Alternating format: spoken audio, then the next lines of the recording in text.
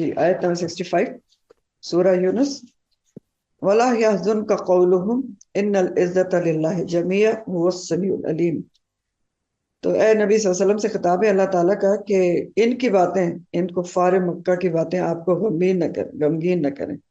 پچھلی آیت میں اللہ تعالیٰ کے دوستوں کی بات تھی، آپ نے پڑھا تھا اولیاء اللہ کے بارے میں، اور انشاءاللہ تعالیٰ اگلے ہفتے ہم اس پہ ڈسکشن بھی کریں گے. تو پچھلی آیت میں اولیاء اللہ کی بات تھی، اللہ کے دوستوں کی، اور اب اللہ کے دشمنوں کا ذکر ہے، آداء اللہ، جو آپ صلی اللہ علیہ وسلم کو مختلف طریقوں سے تکلیفیں دے رہے تھے، رنج پہنچاتے تھے، جسمانی روحانی ہر قسم کی تکلیف دے رہے تھے. تو آپ صلی اللہ علیہ وسلم کو خطاب کر کے اللہ تعالیٰ فرما رہے ہیں کہ آپ ان کی باتوں پر غم نہ کریں، رنج نہ کریں. لوگوں کا تو کام ہی یہی ہے. تو لوگوں کا کام کیا ہے؟ لوگ ایسی باتیں کرتے ہیں کہ جس سے غم ہو. ذرا ہمارے بھی سوچنے کی بات ہے نا کہ اللہ تعالیٰ کہہ رہے ہیں آپ کو غمگین نہ کریں لوگوں کی باتیں. تو لوگوں کی باتیں کبھی غمگین کرتی ہیں کیا؟ جی کرتی ہیں. ٹھیک ہے، کیونکہ عموماً لوگ ناسمجھی میں یا نادانستگی آپ کہہ سکتے ہیں، یا کبھی جان بوجھ کے یا کبھی نادانستہ طور پہ ایسی چیزوں کا ذکر کرتے ہیں جو سامنے والے کو تکلیف پہنچاتی ہیں، جس کا ذکر وہ سننا نہیں چاہتا، اور اس کو کریت کریت کے کرتے ہیں، جبکہ سامنے والا اس بات کو سننا بھی پسند نہیں کرتا، کیونکہ اس سے اس کی کوئی غم تازہ ہو جاتا ہے یا کوئی مشکل مصیبت اس کو یاد آ جاتی ہے. لیکن لوگ نہیں سمجھتے. پھر یہ بھی ہوتا ہے اکثر کہ جو چیز انسان کو میسر نہیں ہوتی لوگ اسی کا ذکر کرتے ہیں اور دکھ پہنچاتے ہیں، اور دکھ پہنچانے کے ساتھ ساتھ ناشکرا بھی بناتے ہیں. یہ اس چیز کی یاد دلاتے ہیں کہ جو انسان کے پاس نہیں ہوتی. تو یہ بڑی زبردست نصیحت ہے کہ وَلَا يَحْزُنْكَ قَوْلُهُمْ. بہرحال یہاں پر آپ صلی اللہ علیہ وسلم کو تسلی دی جا رہی ہے کہ آپ ان کی باتوں پر غم نہ کریں، کیونکہ ان العزت للہ جميعا، کیونکہ عزت، غلبہ، اقتدار تو سارے کا سارا اللہ کے ہاتھ میں ہے. اور اللہ کون ہے؟ هو السمیع العلیم، وہ تو خوب سننے والا اور خوب جاننے والا ہے. تو وہ ایسے حالات پیدا کر دے گا کہ یہ منکرین ذلیل و رسوا ہوں گے، اور عزت، غلبہ اور اقتدار سب اہل حق کو نصیب ہوگا. جیسے سورہ المنافقون میں بھی آتا ہے، المنافقون 8 ہے، وَلِلَّهِ الْعِزَّةُ وَلِرَسُولِهِ وَلِلْمُؤْمِنِينَ وَلَكِنَّ الْمُنَافِقِينَ لَا يَعْلَمُونَ. عزت تو اللہ کے لیے ساری کی ساری، اس کے رسول کے لیے اور مومنین کے لیے، لیکن منافق اس بات کو نہیں جانتے. پھر اللہ تعالیٰ فرماتے ہیں علام سے خبردار، ان للہ، بے شک اللہ کے لیے، من فی السماوات و من فی الارض، جو کچھ بھی آسمانوں میں ہے اور جو کچھ بھی زمین میں ہے، وما یتبعوا، اور جو کچھ بھی پیروی کرتے ہیں، الذین، وہ لوگ، یدعون، جو پکارتے ہیں، من دون اللہ، اللہ کے سوا، شرکا، شریک بنا کے، ان یتبعون، نہیں وہ پیروی کرتے، الا الظن، مگر گمان کی، وَإِنْهُمْ، اور نہیں وہ، الا یخرصون، صرف قیاس آرائیاں کرتے ہیں، اندازے لگاتے ہیں. تو خبردار رہو، آگاہ رہو، خبردار. اللہ پھر حرف، اعوذ باللہ من الشیطان الرجیم. تو اللہ، یہ حرف تنبیہ ہے، آپ کو پچھلے دفعہ بھی بتایا تھا. تو خبردار کس بات پہ کیا جا رہا ہے؟ خبردار رہو، اچھی طرح یاد رکھو کہ جو کچھ بھی آسمانوں میں اور زمین میں سب کس کی ملکیت ہے؟ اللہ کی ملکیت ہے، اس کے اقتدار میں ہے. تو ذرا یہ سوچیں کہ جب سب کچھ اللہ کا ہے تو یہ اللہ کو چھوڑ کر دوسروں کو کیوں پکار رہے ہیں؟ دوسرے شریک کیوں ٹھہرا رہے ہیں؟ تو ایسا کیوں کر رہے ہیں یہ لوگ جو اللہ کے شریک جنہوں نے بنائے ہوئے ہیں؟ تو اس کی وجہ کیا ہے؟ وجہ یہ ہے کہ نہیں وہ پیروی کرتے، مگر کس کی پیروی کر رہے ہیں؟ ظن کی اور گمان کی. اور نہیں وہ پیروی کر رہے ہیں مگر کس کی؟ الا یخرصون، صرف اندازے اور گمان پر چل رہے ہیں. یہ بتایا جا رہا ہے کہ ان کے پاس دلیل ولیل تو کوئی ہے نہیں، کوئی برہان نہیں ہے اپنے شرک کی. بس ان کا دین کس کے اوپر بیس کر رہا ہے؟ ظن اور گمان پر، اندازے اور تخمین کے اوپر بیس کر رہا ہے، اور اسی کے اوپر یہ چلتے چلے جا رہے ہیں. یخرصون کو ایک دفعہ پھر ریمائنڈ کر لیں ذرا، کیونکہ یہاں پر تفسیر سے اس کا تعلق ہے. یخرصون کا لفظ خرسہ سے ہوتا ہے، اور خرسہ کے معنی ہوتے ہیں ظن اور تخمین سے کسی کام کا اندازہ کرنا. تو ظن اور تخمین اندازے سے، یعنی شیور شارٹ کوئی چیز نہ ہو، اندازہ بس آپ لگائیں جیسے مثال کے طور پہ میں نے آپ کو بتایا تھا کہ خرسن نخلا کہتے ہیں کہ کھجور کے درختوں کا جب سودا ہو رہا ہوتا ہے نا، تو صرف اندازہ لگاتے ہیں کہ اس درخت پہ کتنی کھجوریں ہوں گی اور اس حساب سے سودا ہو جاتا ہے، تو اس کو خرسن نخلا کہتے ہیں۔ اور خراس کہتے ہیں تخمینہ لگانے والے کو، اندازہ لگانے والے کو۔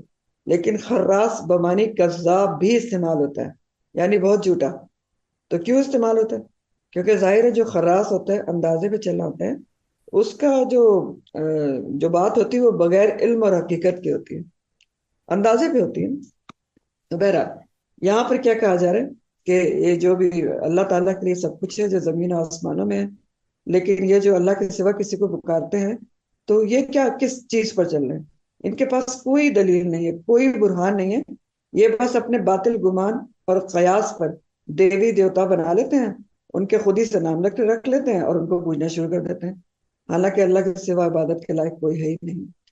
تو بنیادی طور پر عقیدہ توحید کی تصدیق کی جا رہی ہے کہ جب سب کچھ اس کی ملکیت میں ہے تو اس کو شرکا کی کیا ضرورت ہے؟ ہم؟ جب سب کچھ اسی کا ہے تو اس کو شریکوں کی ضرورت کیا ہے؟ مزید دلائل ہے، هو الذی جعل لکم اللیل لتسکنوا فیہ والنہار مبصرا، اور اللہ تعالیٰ وہ ذات ہے جس نے تمہارے لیے رات بنائی ہے تاکہ تم اس میں سکون حاصل کرو، اور دن کو روشن بنایا ہے۔ تو اب دیکھیں، پہلے آپ اسلوب کی خوبصورتی بھی نوٹ کریں کہ پہلے شرک کی تردید ہوتی ہے، پھر اللہ کی قدرت کا بیان ہے، پھر تردید ہے، اور پھر اس کی قدرت کا تذکرہ ہے۔ تو فرمایا جا رہا ہے کہ اس اللہ کو چھوڑ کر جس کے اتنی زبردست قسم کے کارنامے ہیں، تم دوسروں کی طرف مائل کیوں ہوتے ہو؟ صرف اسی کو دیکھ لو کہ جس نے رات بنائی ہے تو رات اس نے کس لیے بنائی ہے؟ تاکہ تم اس میں سکون حاصل کرو۔ اسی لیے آپ دیکھیں رات کو تاریک بھی بنایا گیا ہے۔ اور یہ جو ورڈ ہے نا تاکہ تم اس سے سکون حاصل کرو، یہ تو بہت بڑی حقیقت پر مبنی ہے کہ رات کی نیند ہی ہمیشہ سکون دیتی ہے انسان کو۔ آپ دن میں جتنا بھی سو لیں آپ اور بیمار ہو جائیں گے، آپ لیتھارجک ہو جائیں گے، آپ کو ہیڈک ہو جائے گا۔ سکون پرسکون کون سی نیند ہوتی ہے؟ رات کی، جو اللہ تعالیٰ نے بنائی اس لیے ہے، جعل لکم اللیل لتسکنوا فیہ، اور دن کو مبصرہ بنایا ہے، روشن بنایا ہے تاکہ اس میں کام کرو۔ تو اب جو بھی قدرت کے اگینسٹ چلے گا، الٹا چلے گا، ظاہر ہے وہ تکلیف میں گرفتار ہوگا۔ سورہ فرقان میں بھی آتا ہے، سورہ الفرقان آیت نمبر 47 ہے، هو الذی جعل لکم اللیل لباسا والنوم سباتا وجعل النہار نشورا۔ وہ اللہ ہے جس نے تمہارے لیے رات کو لباس اور نیند کو آرام بنایا ہے، اور اس نے دن کو اٹھ کھڑے ہونے کا وقت بنایا ہے۔ تو دن کا وقت اٹھ کھڑے ہونے کا، سونے کا نہیں ہوتا، رات کا جو ہے وہ سونے کا ہوتا ہے، دن کا کام کا ہوتا ہے۔ تو جب بھی الٹے چلیں گے تو تکلیف ہوگی۔ ان فی ذلک لآیات لقوم یسمعون، بے شک اس میں البتہ بہت سی نشانیاں ہیں ان لوگوں کے لیے جو سنتے ہیں، یعنی اس دن اور رات کے بدلنے میں بھی بہت سی نشانیاں ہیں، مگر کس کے لیے ہیں؟ جو بات کو سنتے ہیں، جو غور سے سنتے ہیں، اللہ کی بات کو سمجھتے ہیں، مانتے ہیں، ان کو پتہ چل جاتا ہے کہ قادر مطلق جو ہے صرف وہی ہے جو یہ سب کچھ کر سکتا ہے، اتنے بڑے بڑے کارنامے کر سکتا ہے۔ تو بتایا یہاں پر کیا جا رہا ہے کہ اللہ کو مختار کل ماننے کے، واحد الہ ماننے کے بے شمار دلائل موجود ہیں، ایک سے ایک بڑھ کے ایک نشانیاں ہیں جو اس کی پہچان کراتی ہیں۔ صرف اسی ایک دلیل پر غور کر لو کہ دن رات کس پلاننگ سے بنائے گئے ہیں، تو خالق تک جا پہنچو گے۔ صرف اس ایک بات پر غور کر لو، تمہیں خالق کی پہچان ہو جائے گی کہ اللہ تعالیٰ نے کس پلاننگ سے دن اور رات بنائے اور کیسے آرگنائز طریقے سے وہ چلتے چلے جا رہے ہیں۔ کبھی ایسا نہیں ہوتا کہ رات کے درمیان میں دن شروع ہو جائے، دن کے درمیان میں رات شروع ہو جائے۔ کس کے حکم پر اتنے متی اور فرما بردار ہیں؟ کیسے یہ نظام چل رہا ہے سالہ سال سے؟ کبھی ایسا ہوا ہے کہ سورج آپ کہیں کہ آج تو سورج لیٹ ہو گیا نکلنے میں؟ کبھی غروب ہونے میں لیٹ ہو گیا؟ تو یہ سب چیزیں کس کی پہچان کرواتی ہیں؟ خالق کی پہچان کراتی ہیں۔ جبکہ جو اللہ کے شریک بناتے ہیں ان کے پاس تو ایک بھی دلیل نہیں ہے، بس بلا کسی بھی دلیل کے اللہ کا شریک بناتے ہیں۔ نہ کوئی علمی دلیل ہے، نہ کوئی عقلی دلیل ہے، نہ نقلی دلیل ہے لکھی ہوئی، بس اپنے وہم و گمان، تخمینے اور خیال سے کام لے کر شریک ٹھہراتے ہیں۔ قال اتخذ اللہ ولدا، اور انہوں نے کہا کہ اللہ نے بیٹا بنا لیا۔ सुबहानहू पाक है वो। हुवल गनी, वो गनी है। लहू मा फिस समावाति व मा फिल अर्द, उसी के लिए जो कुछ आसमानों में और जमीन में। इन इंदकुम मिन सुल्तान बिहाजा, नहीं तुम्हारे पास कोई दलील इस चीज की। अतक़ूलूना अलल्लाहि मा ला तालमून, क्या तुम अल्लाह पर वो कहते हो जो तुम नहीं जानते।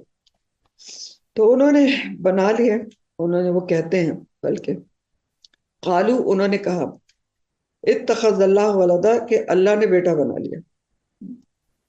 यानी अल्लाह के लिए औलाद का अकीदा रखने वालों की यहाँ पर तरदीद की जा रही है कि अल्लाह का, उन्होंने कह दिया, इतनी बड़ी बात मुंह से निकाल दी कि अल्लाह ने बेटा बना लिया, इत्तखज़ल्लाहु वलदा।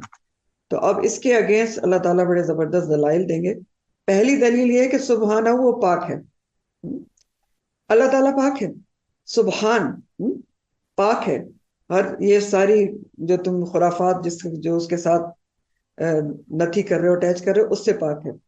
तो सुबहान जो होती है ना, सुबहाना हु तो जमीर है ना। सुबहाना क्या है, उसको जरा सा आज समझ लेते हैं, क्योंकि आप बार बार ये लफ्ज पढ़ते हैं ना, सुबहाना का।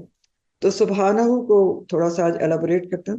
सुबहान जो है, ये कलमा ताज्जुब है और कलमा तकदीस है। सबसे पहले तकदीस मतलब पाक करार देना, तकद्दुस से, अल्लाह ताला को हर ऐब, नक्स और कमजोरी से पाक करार देना। और कलमा ताज्जुब भी है, यह हर हैरत की बातें, कैसी बातें करते हैं। सुबहान असल में क्या है, असबहा से है।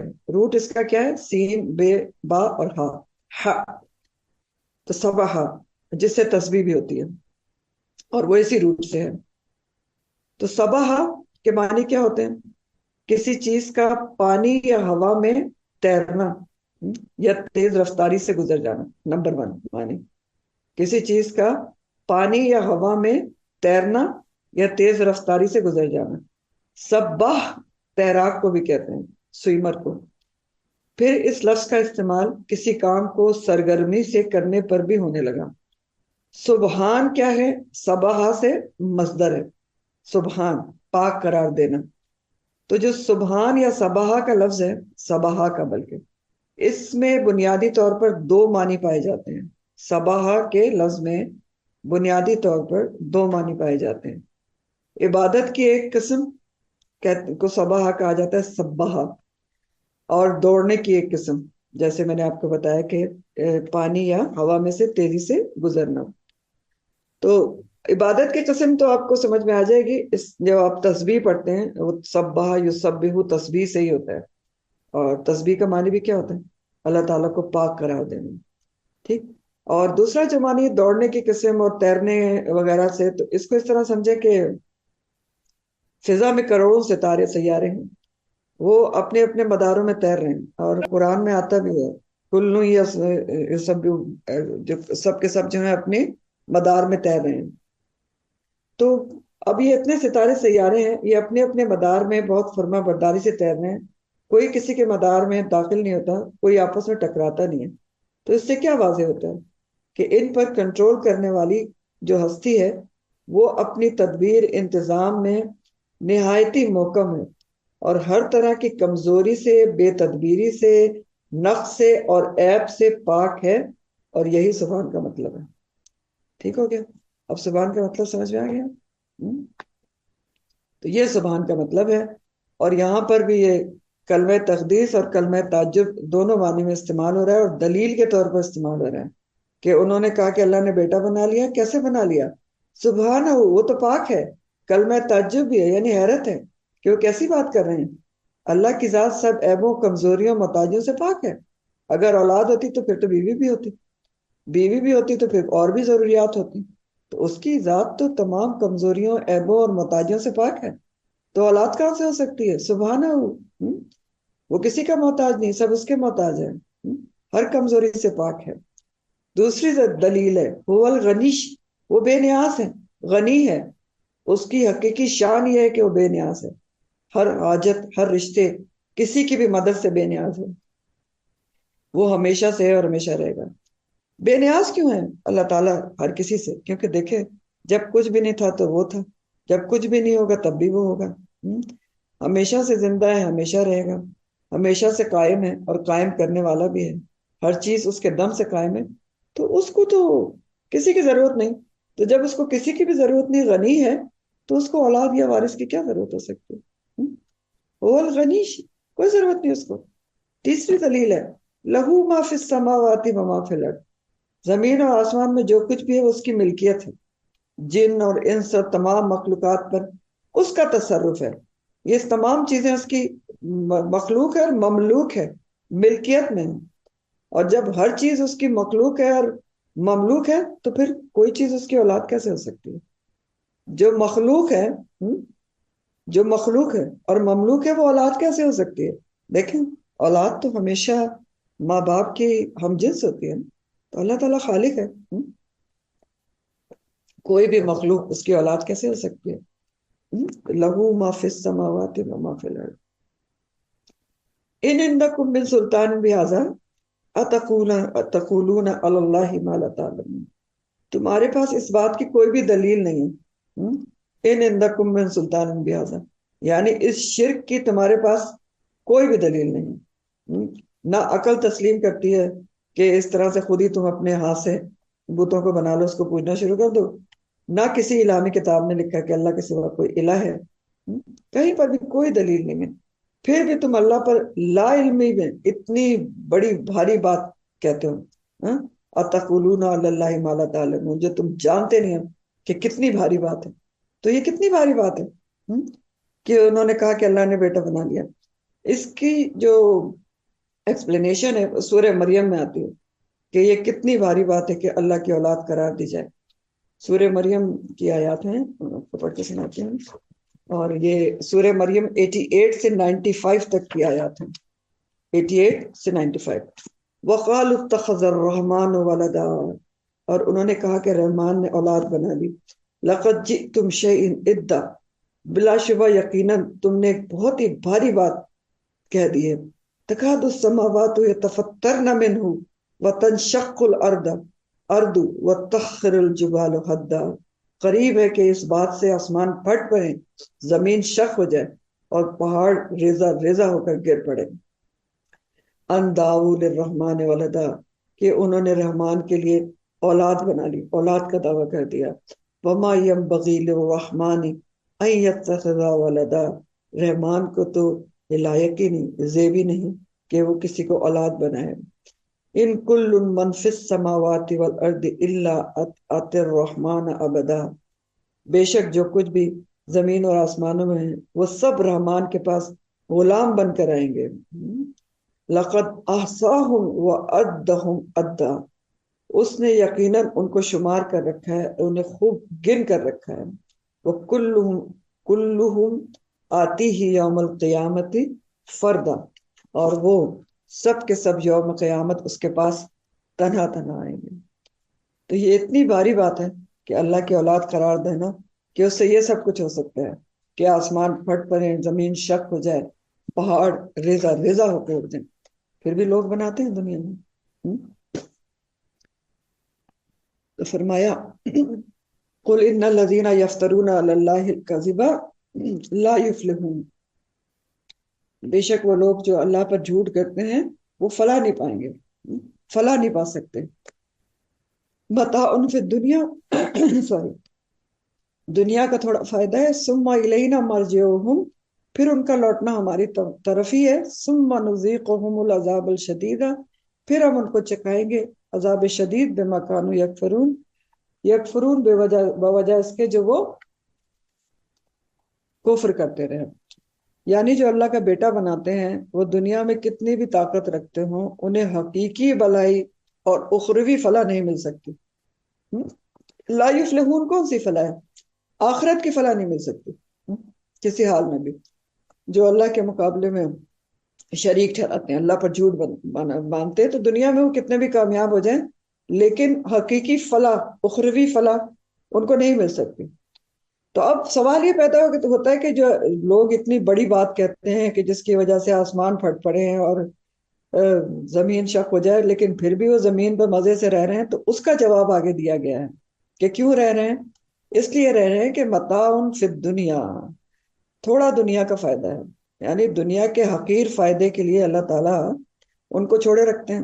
آپ دیکھیں نا دنیا میں تو بہت بڑے بڑے کافر بڑے بڑے جو ہیں وہ زندگی گزار رہے ہیں، ان کو چیزیں بھی ملی ہوئی ہیں، تو ایسا کیوں ہے؟ کیونکہ اللہ کے نزدیک دنیا کی زندگی کی کوئی حیثیت اور حقیقت نہیں ہے۔ ہم؟ دنیا کے فائدے کو اللہ تعالیٰ بہت ہی حقیر سمجھتے ہیں، جیسے حدیث میں آتا ہے نا کہ دنیا کی حقیقت اللہ تعالیٰ کے نزدیک مچھر کے پر کے برابر بھی نہیں ہے۔ اگر ہوتی تو کافر کو تو ایک گھونٹ پانی بھی نہ ملتا۔ ہم؟ تو یہی ہے کہ یہ جو رہ رہے ہیں فلاح تو ان کے لیے آخرت میں ہے نہیں، دنیا میں جو یہ رہ رہے ہیں تو یہ اس لیے رہ رہے ہیں کہ اللہ کے نزدیک دنیا کے جو متاع ہے تو وہ سب متاع فی دنیا ہے، حقیر فائدے ہیں، اس کی اللہ کے نزدیک کوئی حیثیت ہی نہیں ہے، اس لیے ان کو دنیا کے فائدے مل رہے ہیں، جی رہے ہیں دنیا میں، یہ بھی رہ رہے ہیں۔ لیکن اصل کامیابی اخروی فلاح کہ انسان جہنم سے بچ کر جنت میں چلا جائے، وہ ہرگز ان کو نصیب نہیں ہو سکتی۔ لا یفلحون، جو اللہ پر جھوٹ باندھتے ہیں، شریک ٹھہراتے ہیں، یہ لا یفلحون، آخرت میں فلاح نہیں پا سکتے۔ اور یاد رکھیں کہ ثم الینا مرجعہم، لوٹنا تو انہیں پھر اللہ ہی کی طرف ہے، پھر اللہ تعالیٰ کیا کریں گے؟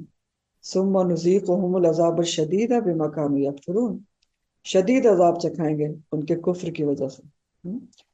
تو یہاں پر بھی ہمارے لیے ایک سوچنے اور سمجھنے کی بات ہے کہ دنیا میں بھی آج دفعہ لوگ کہتے ہیں نا کہ فلاں فلاں جو ہے وہ اتنی غلط باتیں بھی کرتا ہے اور اتنے غلط کام بھی کرتا ہے اور حرام کام کما رہا ہے، لیکن پھر بھی کامیاب ہے۔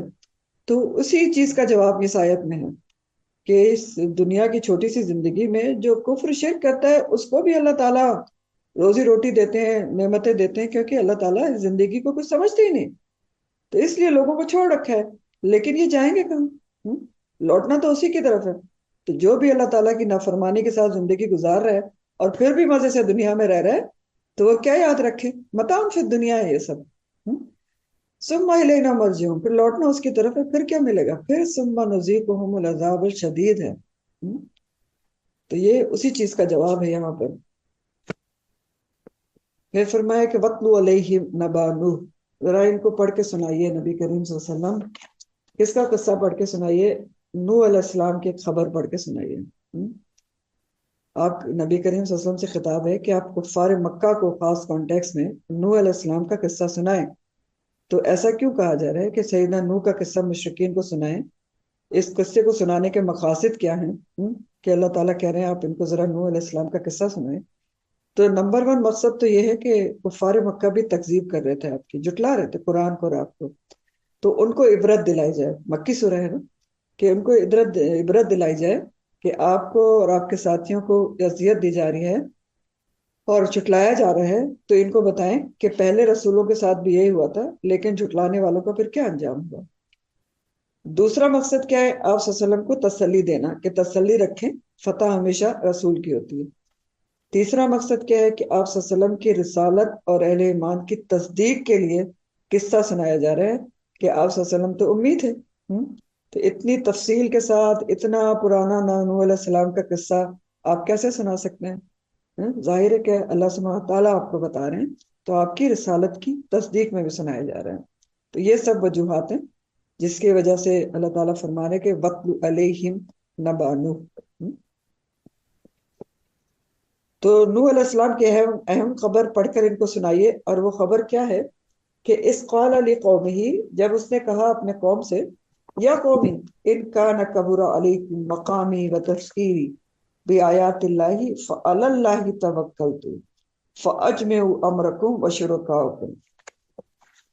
خبر یہ ہے کہ جب نوح علیہ السلام نے اپنی قوم سے کہا تھا کہ اے میری قوم، اگر میرا کھڑا ہونا، مقامی یعنی دعوت و تبلیغ کے لیے کھڑا ہونا، کبر تمہارے پر بہت سخت ہے، بھاری ہے، تمہیں اچھا نہیں لگتا، اور تذکیری جو ہے میری تذکیر کرنا، ٹھیک ہے، نصیحت کرنا، بآیات اللہ، اللہ کی آیات کے ساتھ، وہ تمہیں بہت بھاری لگتا ہے، اچھی نہیں لگتی یہ ساری باتیں، تو مجھے تو کوئی پرواہ نہیں ہے، جو کرنا ہے کر لو۔ کیوں؟ کیونکہ فعلی اللہ توکلت، میں تو اللہ پہ توکل کرتا ہوں، تو کر لو تمہیں جو کرنا ہے، فاجمعوا تو جمع کر لو، امرکم اپنے معاملات کو، اپنے فیصلوں کو، وشرکاءکم اور اپنے شریکوں کو بھی جمع کر لو، سب ہر کوئی کو جمع کر لو، سارے اپنے فیصلے اپنے لوگوں کے ساتھ مل کے میرے خلاف بنا لو اور ان فیصلوں پر بالاتفاق جمع ہو جاؤ۔ ابھی یہ میں نے آپ کو اجمعو کا معنی بتایا تھا نا، کہ اجماع کے مطلب ہوتے ہیں بالاتفاق کسی چیز پر جمع ہونا، اجماع بھی اسی سے ہے۔ تو نوح علیہ السلام نے کہا کہ مجھے تو تمہاری کوئی پرواہ نہیں، کیونکہ میں تو اللہ ہی توکلت ہوں، اللہ پر توکل کرتا ہوں، جمع ہو جاؤ تم سب کے سب، اتفاق کر لو میرے خلاف چالیں چلنے کے لیے، اور اپنے شرکاء کو بھی جمع کر لو۔ اب شرکاء کو جمع کرنے کے لیے کیوں کہا؟ کیونکہ آپ نے پڑھا ہے پیچھے بھی کہ ہر دور میں رسول جو بھی ہوا، اس کو اس کے مخالفین نے ہمیشہ یہ دھمکی دی، مشرکین نے، کہ ہمارے معبودوں کو تم نے کچھ کہا تو وہ تمہیں تباہ برباد کر دیں گے، ان کا عذاب تم پہ پڑے گا۔ تو یہی بات نوح علیہ السلام سے کہی گئی، تو انہوں نے دو ٹوک جواب دے دیا۔ یہ اصل میں بات یہ کہی گئی تھی کہ تم ہمارے معبودوں کو برا کہتے ہو تو تمہارے پر عذاب پڑے گا، تو انہوں نے کہا ٹھیک ہے، مجھے تو ان کی پرواہ نہیں، ان کو بھی جمع کر لو، جس کو جمع کرنا ہے جمع کر لو۔ اور اگر آپ سوچیں اس لحاظ سے بھی، تو آج کل بھی اگر کسی کو، جو بھی لوگ کسی کو اپنا پیر مانتے ہیں یا جس پہ بیعت کی ہوتی ہے، اگر ان کو تھوڑا سا سمجھانے کی کوشش کریں تو اس قسم کی باتیں آج بھی آپ سنتے ہیں اور سن سکتے ہیں، کہ یہ آپ کسی بزرگ کے خلاف اتنی بات کہہ رہے ہیں، تو وہ جو بزرگ ہیں ان کی آپ کو بد دعا لگے گی۔ بہرحال انہوں نے جو ان کی بات ہے نوح علیہ السلام کی وہ جاری ہے، کہ وہ کہتے ہیں کہ ٹھیک ہے، اگر تمہیں میرا دعوت و تبلیغ کرنا، نصیحت کرنا اللہ کی آیات کے ساتھ برا لگ رہا ہے تو برا لگتا رہے، مجھے اس کی کوئی پرواہ نہیں، میں اپنا کام کروں گا۔ کیوں؟ کیونکہ فعلی اللہ ہی توکلت، میں تو اللہ پر توکل کرتا ہوں، فوج میں ہوں، تو جمع کر لو امرکم، اپنے فیصلوں کو بالاتفاق فیصلہ کر لو کہ میرے ساتھ کیا کرنا ہے، وشرکاؤکم، اور اپنے شریکوں کو بھی جمع کر لو، ثم لا یکن امرکم علیکم غمۃ ثم اقضوا الی ولا تنظرون، پھر تم کیا کرو کہ تمہارے فیصلے کا کوئی بھی پہلو جو ہے تم سے مخفی نہ رہے، ایسے فیصلہ کرو، ہر پہلو سے تسلی کر کے مل کر میرے خلاف چالیں چلو۔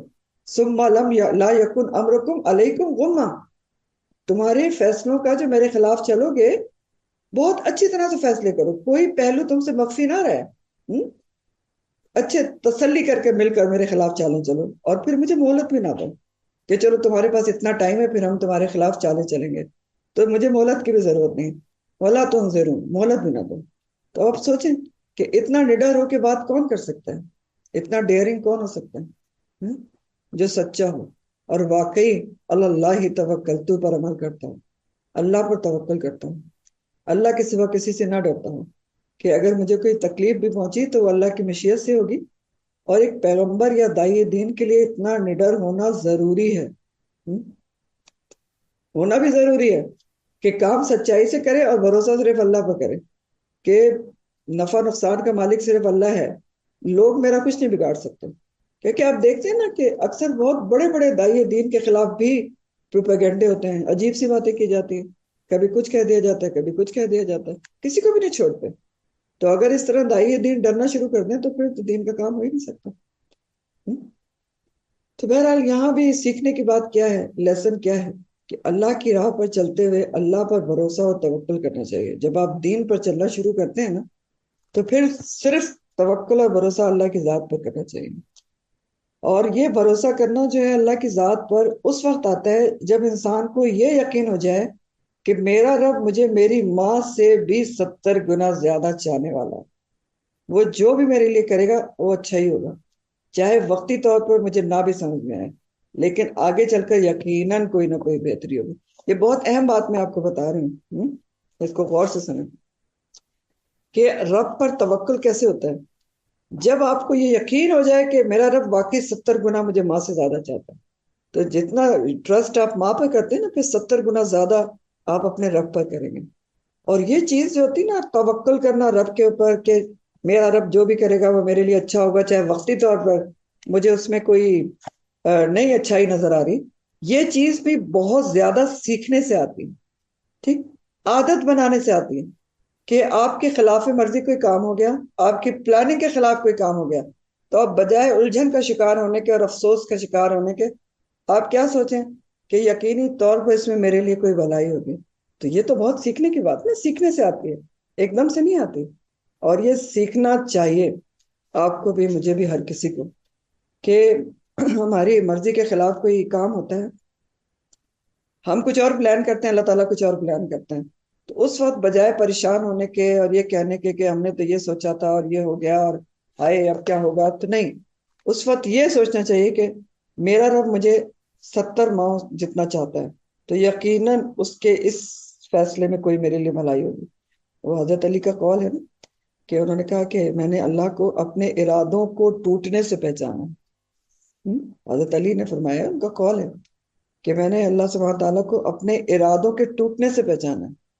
ہاں، تو اللہ تعالیٰ کو تو کی پہچان آتی ہے نا کہ ہم کچھ ارادہ کرتے ہیں، اس کا ارادہ کچھ اور ہوتا ہے، لیکن ہمارا کام کیا ہے کہ اس کا جو ارادہ ہوتا ہے اس میں راضی برضا ہو جائے۔ جس نے یہ سیکھ لیا وہ کامیاب ہے۔ بہرحال نوح علیہ السلام نے بہت ہی نڈر طریقے سے ان کو دو ٹوک جواب دے دیا کہ تم نے جو کرنا ہے کر لو، اگر تمہیں میری باتیں اچھی نہیں لگتی تب بھی کوئی بات نہیں، میں تو اپنا کام کروں گا۔ فَإِن تَوَلَّيْتُمْ فَمَا سَأَلْتُكُمْ مِنْ أَجْرٍ، اور اگر تم منہ موڑ لو تو میں تم سے کسی مزدوری کا کوئی اجر کا سوال تو کرتا نہیں ہوں۔ ان اجریہ الا الی اللہ، میرا تو اجر کس کے ذمہ ہے؟ اللہ کے ذمہ ہے۔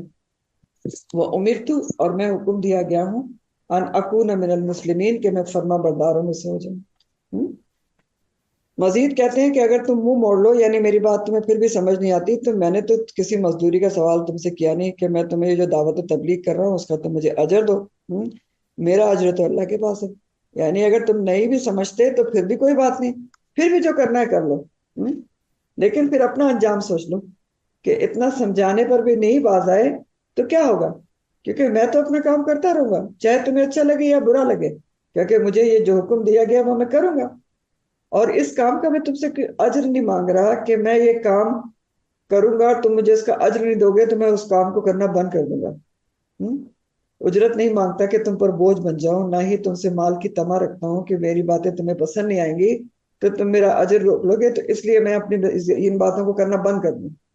سمجھ رہے ہیں کیا کہہ رہے ہوں کہ اگر پھر بھی تم میری بات کو نہیں سنتے تو پھر بھی میں کام نہیں چھوڑوں گا، کیوں؟ کیونکہ تم اس دعوت و تبلیغ کی مجھے کوئی اجر تو نہیں دے رہے، تو تمہیں چاہے اچھا لگے یا برا لگے، تم مجھے کوئی مزدوری نہیں دے رہے ہو کہ مزدوری دینا بند کر دو گے میں کام کرنا چھوڑ دوں گا، نہیں، میں تو صرف اللہ کے حکم کا پابند ہوں، اور یہ مقامی و تذکیری کا اجر بھی اسی کے ذمہ ہے، اور اس کا اجر صرف اللہ ہی دے سکتا ہے، کسی انسان کے بس کا کام ہی نہیں۔ اور یہ حقیقت بھی اگر آپ سوچیں تو کہ جو اللہ کے لیے دعوت و تبلیغ کا کام ہے نا، اللہ کے لیے کھڑے ہونا، اللہ کے لیے ٹائم دینا، اللہ کے لیے محنت کرنا، یہ اس کا اجر بندوں کے بس میں ہے ہی نہیں کہ وہ دے سکیں، دے ہی نہیں سکتے نا، جو بھی دے دیں اس کا اجر نہیں ہو سکتا۔ تو اس لیے دعوت و تبلیغ جو دائی ہوتا ہے اس کو بندوں سے اجر کی توقع بھی نہیں کرنی چاہیے۔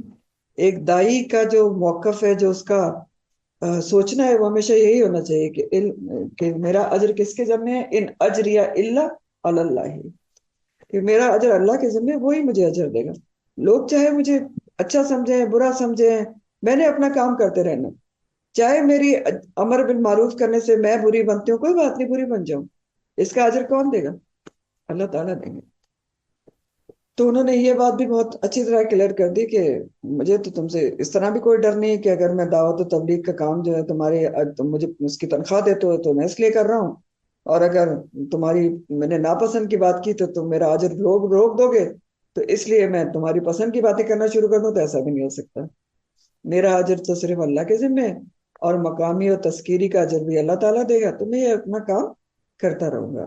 وہ امرت ان اکون من المسلمین، اور مجھے تو یہی حکم دیا گیا کہ میں مسلمان ہوں، فرما بردار رہوں، یعنی پوری اطاعت کے ساتھ اس کا پیغام پہنچاتا رہوں، چاہے کسی کو اچھا لگے یا برا لگے۔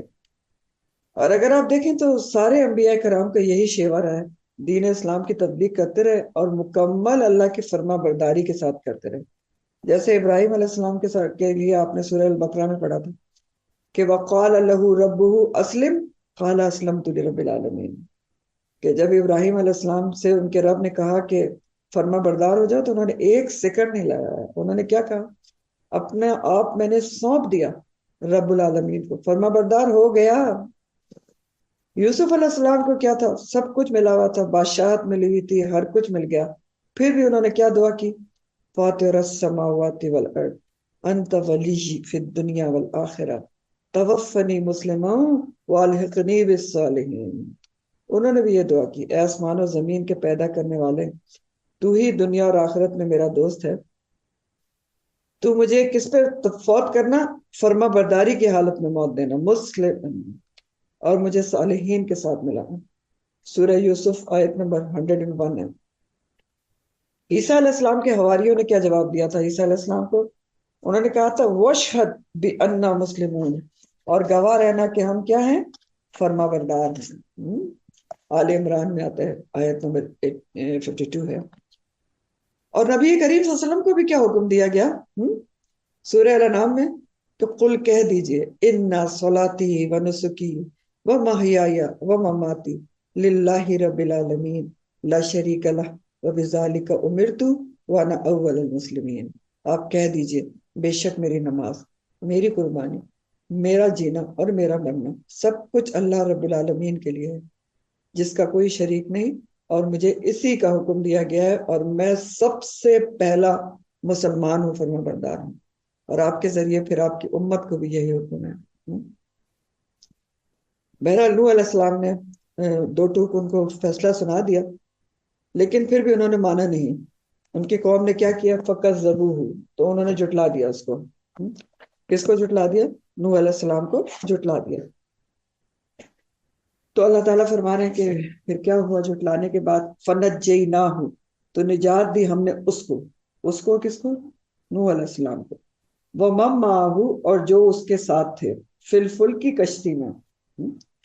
وَجَعَلْنَاهُمْ، اور بنایا ہم نے ان کو خلائفہ، جائے نشین، خلیفہ کی جمع ہے۔ وَأَغْرَقْنَا، اور غرق کر دیا ہم نے الَّذِينَ، ان لوگوں کو، کذبوا، جنہوں نے جھٹلایا، بِآیاتِنَا، ہماری آیات کو، فانظر، تو دیکھو، کیف کان عاقبۃ المنذرین، کہ ڈرائے جانے والوں کا انجام کیسا ہوا۔ تو سیدنا نوح کی قوم نے تکذیب کی، روش برقرار رکھی، تو اللہ تعالیٰ نے عذاب نازل کیا۔ کیا عذاب آیا تھا قوم نوح پر؟ کہ اوپر سے بھی شدید بارش ہو رہی تھی، اور نیچے سے بھی پانی کے چشمے ابل رہے تھے، ہر طرف پانی پانی تھا، اوپر سے بھی نیچے سے بھی پانی تھا۔ وہ فارت تنور کا ذکر آتا ہے کہ تندور ابل پڑے، پوری زمین چشمہ بن گئی، اوپر سے موسلادھار بارش تھی، ہر چیز ڈوب گئی تھی، یہاں تک کہ پہاڑ بھی ڈوب گئے تھے۔ تو اللہ تعالیٰ نے نوح علیہ السلام کو کشتی بنانے کی ہدایت کی تھی، اور پہلے بنوائی تھی جب طوفان کا کوئی اثار نہیں تھا، اور ان کے آس پاس کہیں پانی بھی نہیں تھا اس وقت۔ تو ان کے جو قوم والے تھے مذاق اڑاتے تھے کہ تم کشتی بنا رہے ہو، یہ چلے گی کہاں؟ یہ بھی پیچھے قرآن میں آتا ہے۔ تو بہرحال مذاق اڑاتے تھے۔ تو اس کشتی پر اب بیٹھنے کا موقع آیا، اور ان کو حکم ملا کہ آپ نا اس کشتی میں سوار ہو جائیں ایمان والوں کو لے کے۔ تو ایمان والوں میں ان کے 3 بیٹے اور ان کی بیویاں تھیں، اور 80 اہل ایمان سوار ہوئے تھے۔ چوتھا بیٹا جو ایمان نے لایا تھا وہ ڈوب گیا تھا پانی میں۔ تو بہرحال 3 ان کے بیٹے اور ان کی بیویاں اور 80 اہل ایمان سوار تھے، اور کچھ جانوروں کے جوڑے بھی تھے اس میں۔ تو یہی لوگ جو ہے تو وہ بچ گئے تھے۔ 40 دن کے بعد یہ کشتی طوفان میں چلتی رہی، اور اللہ ہی چلاتا رہا اس کو۔ سوچنے کی بات ہے کہ اتنی زبردست طوفان کے اندر ایک مین میڈ کشتی، اور وہ بھی ایک انسان کے ہاتھ کی بنائی ہوئی، وہ کیسے سروائیو کر سکتی؟ اللہ تعالیٰ نے اس کو بچا کے رکھا۔ اور 40 دن کے بعد ایک کشتی جو ہے وہ جودی پہاڑ پر رکی تھی، جس کو کوہ ارارات کہا جاتا ہے۔ اور کوہ ارارات جو ہے ابھی حالیہ ترکی کے پاس ہے، ٹرکی کے پاس ہے، اور یہ کوہ ارارات کی ہائیسٹ جو پیک ہے، وہاں پر یہ نوح علیہ السلام کی کشتی کچھ عرصہ پہلے دریافت ہوئی تھی۔ بہرحال 40 دن کے بعد کشتی یہاں پر رکی تھی جودی پہاڑ پر، اور یہ لوگ وہاں سے اترے تھے، اور پانی اللہ تعالیٰ کے حکم سے خشک ہوا تھا۔ اور یہ بھی بات قرآن میں آتی ہے کہ اللہ تعالیٰ نے حکم دیا تھا کہ واپس پانی کو نگل، زمین اور آسمان خشک ہو جائے۔ اور پھر انہی لوگوں سے نسل انسانی آگے چلی تھی، اس لیے نوح علیہ السلام کو آدم ثانی بھی کہا جاتا ہے، آدم جیسے۔ تو ان کو ذرا نوح علیہ السلام کا قصہ پڑھ کے سنائیے۔ اور اس کے بعد بتایا جا رہا ہے کہ ثم بعثنا، پھر بھیجا ہم نے من بعدہ رسلا، ان کے بعد بھی ہم نے کئی رسول بھیجے، نوح علیہ السلام کے بعد بھی کئی رسول بھیجے گئے، الی قومہم، ان کی قوموں کی طرف، فجاؤہم تو وہ آئے ان کے پاس بالبیناتی روشن دلائل لے کے، لیکن کیا انجام ہوا؟ فما کان تو نہیں تھے وہ لیؤمنو کہ وہ ایمان لاتے، بما ساتھ اس کے جو کذبو وہ جھٹلا چکے تھے جس کو، من قبل اس سے پہلے، کذالک نطبع علی قلوب المعتدین، اور اسی طرح ہم مہر لگا دیا کرتے ہیں معتدین کے دلوں پر۔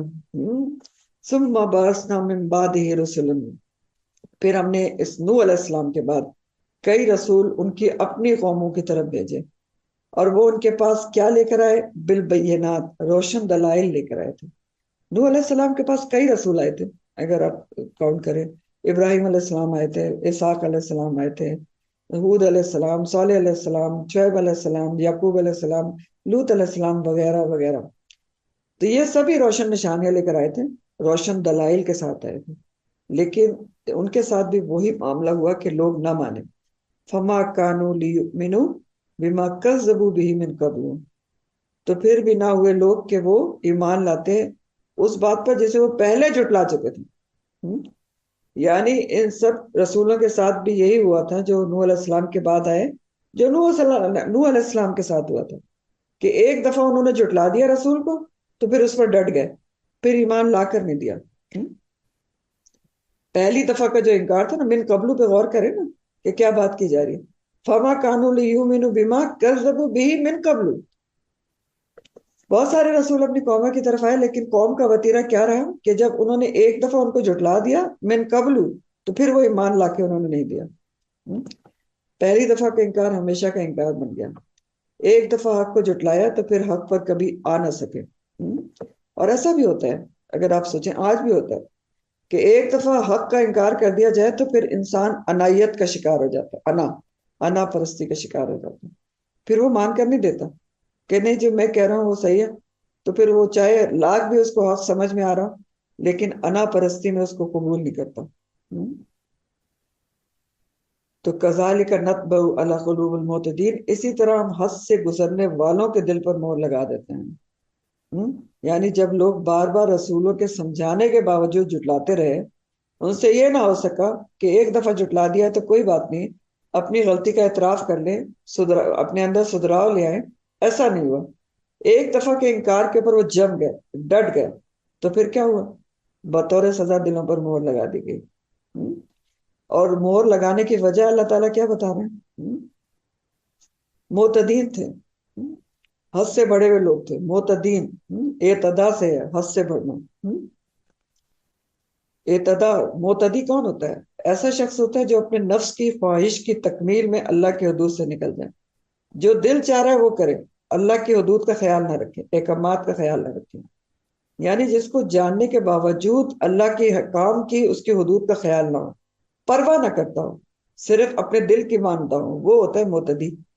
معتدین سمجھ آ رہی ہے؟ معتدین کہ جو دل چاہ رہا ہے وہ کرنا ہے، اللہ نے کیا کہا ہے، کیا حدود ہے، کیا باؤنڈریز ہیں، کیا احکامات ہیں، اس کی پرواہ نہیں، جو دل کہہ رہا ہے وہ مانتے رہو۔ تو دراصل بات یہ ہوتی ہے کہ دیکھیں اللہ کی وہ مانتا ہے جو اپنے آپ کو اللہ کی رضا کے آگے جھکا دے، جو اپنی مرضی کو، اپنی عقل کو، اپنی پسند کو اللہ کی پسند کا، اللہ کے حکم کا تابع کر لے۔ جو ایسا نہ کر سکے، دل پر چلتا رہے، تو پھر کیا ہوتا ہے؟ ایک وقت آتا ہے کہ جب وہ دل پر چلتے چلتے اور اللہ کے احکامات کے خلاف کرتے کرتے مہر کی کیفیت ہو جاتی ہے۔ اور کذالک یہاں پر اسی لیے کہا گیا ہے کہ کذالک نطبع قلوب المعتدین، اسی طرح، یعنی جس طرح پہلے والوں کو جھٹلانے کی وجہ سے مہر لگی ان کے دلوں میں، تو بعد میں آنے والوں پر بھی جھٹلانے کی وجہ سے، تکذیب کی وجہ سے مہر لگ سکتی ہے۔ یعنی یہ ہمیشہ کے لیے بات کی جا رہی ہے، کذالک اسی طرح ہوتا رہے گا کہ ہم جو بھی معتدین ہوگا، جب بھی وہ معتدی بنے گا، اعتدا سے کام لے گا، اللہ کی حدود کو توڑے گا، تو کذالک نطبع علی قلوب المعتدین، تو ہم ایسے ہی دلوں پر مہر لگاتے رہیں گے۔ یعنی یہ کبھی بھی کسی بھی زمانے میں ہو سکتا ہے کہ انسان حدوں سے نکلے اللہ کی، اپنے دل پر چلتا رہے، تو پھر اس کے دل پر مہر لگاتے جاتے ہیں۔ اللہم لا تجعلنا منہم۔ اور مہر کا مطلب کیا ہوتا ہے؟ کئی دفعہ آپ پڑھتے ہیں نا، مہر کیا ہوتی ہے دلوں پر؟ مہر ختم اللہ علی قلوبہم، نطبع علی قلوب، کیا ہوتا ہے؟ کہ دل انسان کا اتنا ایسا بے حس ہو جائے کہ اس کو برائی برائی نہ لگے. اتنا بے حس دل ہو جائے انسان کا کہ وہ برائی کا عادی ہو جائے، سرکشی کا عادی ہو جائے، کہ ہدایت کے قابل ہی نہ رہے. برائی کرتے کرتے، اللہ کے حکم کی نافرمانی کرتے کرتے اس کو اچھائی برائی کی تمیز ہی نہ رہے، ختم ہو جائے. اور مہر لگانا اللہ کی طرف سے بطور سزا ہوتا ہے انکار اور مخالفت کے جرم پر. اور مہر کو سمجھنے کے لیے آپ کو ہمیشہ وہ حدیث میں کہتے ہوں کہ یاد رکھیں کہ انسان جب ایک گناہ کرتا ہے تو اس کے دل پہ ایک سیاہ نقطہ پڑتا ہے. اگر وہ توبہ اللہ کر لے، اللہ تعالیٰ سے رجوع کر لے، تو وہ سیاہ نقطہ مٹ جاتا ہے. لیکن اگر وہ دھیان ہی نہ دے اور اعتدا سے کام لیتا رہے، اللہ کی حدود پامال کرتا رہے، نافرمانی کرتا چلا جائے، تو وہ سیاہ نقطہ بڑھتا جاتا ہے. ظاہر ہے ہر گناہ پہ بڑھتا ہے، اور بڑھتے بڑھتے پورے دل پہ چھا جاتا ہے. اور یہی کیا ہوتا ہے؟ مہر کی کیفیت ہوتی ہے. بس پھر دل اس کا مہر یافتہ ہو جاتا ہے، اسٹیمپڈ ہو جاتا ہے، اسٹیمپ لگ جاتی ہے. نہ اب اچھی بات اندر جا رہی ہے نہ باہر آ رہی ہے. اب وہ ایک عجیب کیفیت میں ہو چکا. آپ سوچیں نا، آپ کسی چیز کو بوتل میں بند کر کے اس پہ مہر لگا دیں تو اب اس کے اندر کیا ہے؟ نہ اس میں سے کچھ نکلے گا نہ اس کے اندر کچھ جائے گا. اسٹیمپڈ ہے. تو یہی پھر دلوں کی کیفیت ہو جاتی ہے. اور اس کی وجہ اللہ تعالیٰ بتا رہے ہیں کہ معتدین ہوتے ہیں، اللہ کی حدود سے نکلے ہوئے ہوتے ہیں. تو اس کو ضرور ریلیٹ کریں کہ آج بھی ایسا ہوتا ہے کہ انسان جب اللہ تعالیٰ کی ایک نافرمانی کرتا ہے، پھر دوسری نافرمانی کرتا ہے، پھر کرتا چلا جاتا ہے، پھر وہ بھول جاتا ہے کہ اس بارے میں حکم کیا تھا. پھر وہ پوری طرح ملوث ہو جاتا ہے اس گناہ کے اندر یا گناہوں کے اندر، اور اس کے دل سے بھی پھر برائی کا احساس مٹ جاتا ہے. اور کیوں مٹ جاتا ہے؟ یہی جو حدیث کہہ رہی ہے کہ سیاہ نقطہ پھیلتے پھیلتے پھیلتے اس کے پورے دل پر چھا جاتا ہے. تو یہ بھی بہت ہی امپورٹنٹ بات ہے، سوچنے سمجھنے کی بات ہے کہ کذالک اللہ تعالیٰ کہہ رہے اسی طرح ہوتا ہے، ہمیشہ ہی ہوگا کہ نطبع علی قلوب المعتدین، کہ ہم جو بھی معتدین جس زمانے میں بھی ہوں گے ان کے دلوں کو مہر لگا دی جائے گی. ثم بعثنا من بعدهم موسیٰ وہارون، پھر ان کے بعد یعنی بہت سارے انبیاء کے بعد ہم نے موسیٰ اور ہارون کو بھیجا. کدھر بھیجا؟ الی فرعون و ملئہ، فرعون اور اس کے سرداروں کی طرف، بھی آیاتنا اپنے آیات کے ساتھ، معجزات کے ساتھ. فاستکبروا، تو انہوں نے تکبر کیا. وکانوا قوما مجرمین، اور وہ مجرم قوم تھے. یعنی بہت سارے انبیاء کا جو ذکر ہوا، ان کے بعد پھر موسیٰ اور ہارون کو اپنے معجزات کے ساتھ فرعون اور اس کے قوم کے سرداروں کی طرف بھیجا گیا. ملا کہتے ہیں سرداروں کو، اور اس کا جو روٹ ہے وہ میم لام حمزہ ہے، ملا. تو اس کا میم لام حمزہ، اس کا معنی ہوتا ہے ملا کا کسی چیز کی وہ مقدار جس سے برتن بھر جائے، یعنی برتن کا بھرنا جو ہے ملا کہلاتا ہے. تو ملا سرداروں کو کیوں کہتے ہیں؟ کیونکہ ان کی شخصیت ایسی ہوتی ہے کہ لوگوں کے دل ان کے روب سے بھر جاتے ہیں. ٹھیک، اس لیے ملا ان کو کہا جاتا ہے، ملائی ہی.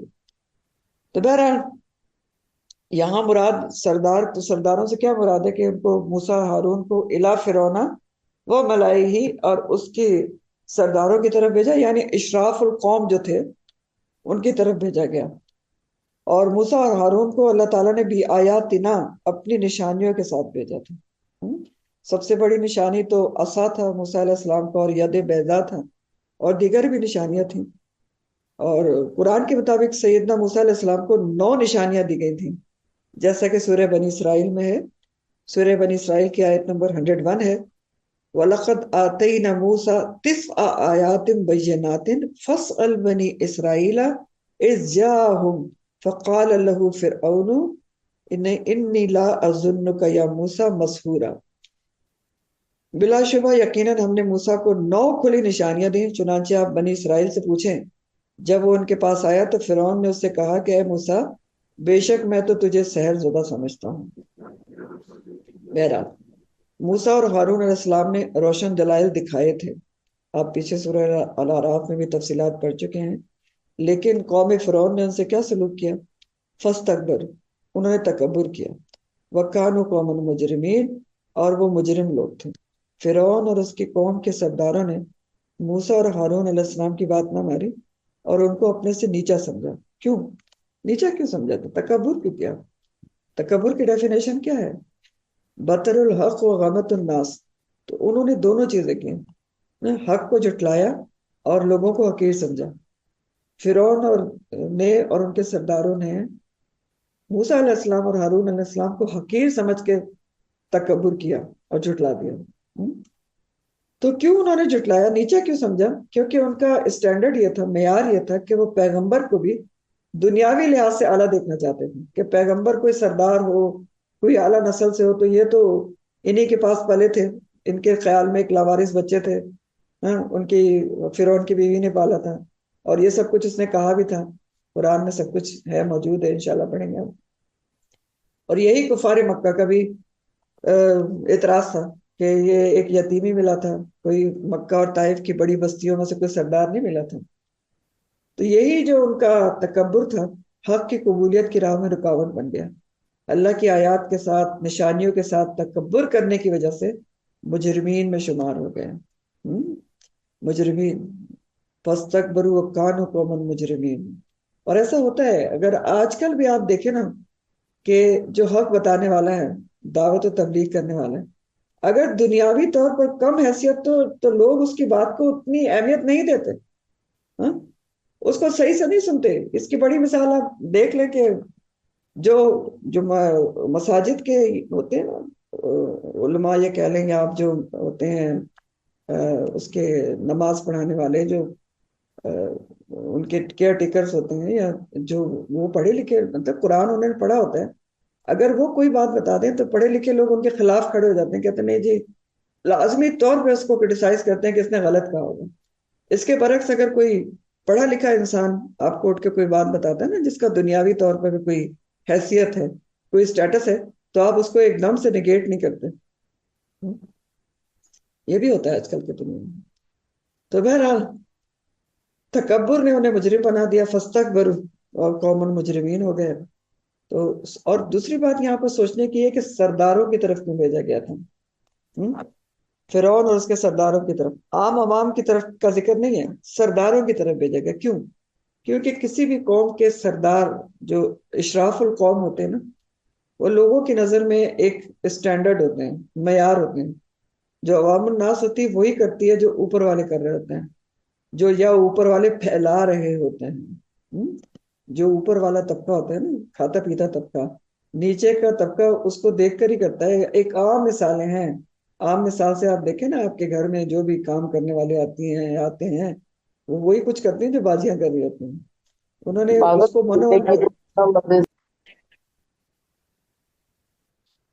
منوان جو نیچے والا طبقہ ہے نا، وہ اپنے اوپر والے طبقے کو فالو کرتا ہے، بلا اندھا دھن، کچھ پتہ نہیں ہوتا ان کو دین اسلام کا، وہ اپنے اوپر والے کو دیکھتے ہیں۔ تو اس لیے جو اوپر والے ہوتے ہیں ان کے اوپر بہت بڑی ذمہ داری ہوتی ہے کہ اگر وہ سدھر جائے تو عوام بھی سدھراؤ ہو جائے گا۔